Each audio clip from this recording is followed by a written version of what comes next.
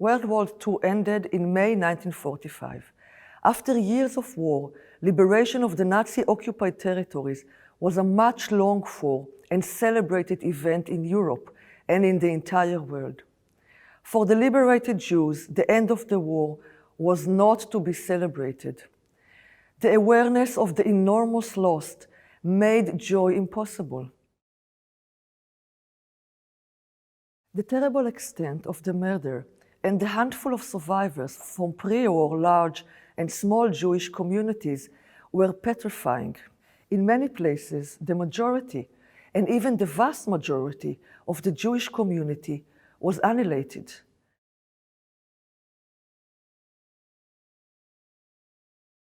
Six million Jews, European citizens for decades, were murdered, including 1.5 million children. The end of the war experiences varied greatly.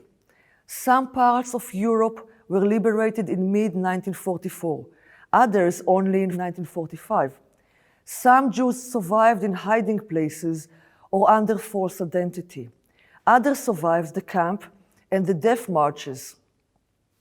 Some were still young and could think of rebuilding their lives. Others lost during the war the only families they could ever have. Different experiences shape many different realities for Holocaust survivors, but for the most, liberation was a shock.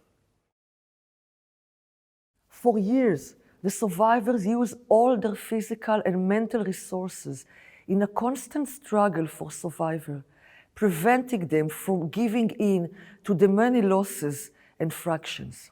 Yet, now it all appeared and demanded them to face and comprehend the greatest personal and human tragedy. For many, upon liberation, sorrow erupted in a way it never could have been exposed during the war. Their new reality gave them the space and possibility to think and to begin to acknowledge all that was lost. My eyes are riveted upon the expanse of destruction. Does nothing really remain? From all the masses, not a person survives. For my entire family, only I remain. How did it happen that all of them are dead and only I alive? I, the weakest of them all.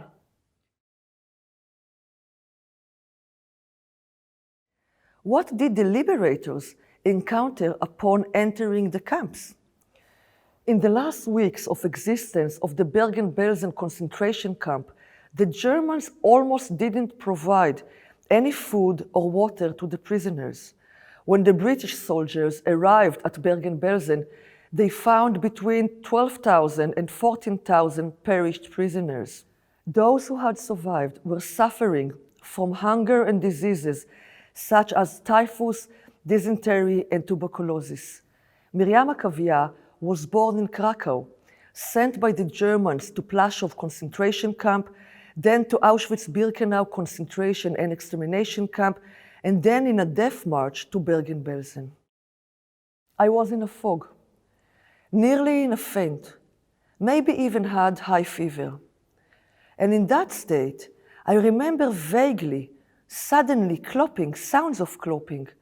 I opened my eyes and saw people with gas masks. They were British, and whoever had the strength cheered them. The first thought that ran through my mind was, too bad they are late, because anyway, it's too late to save anything.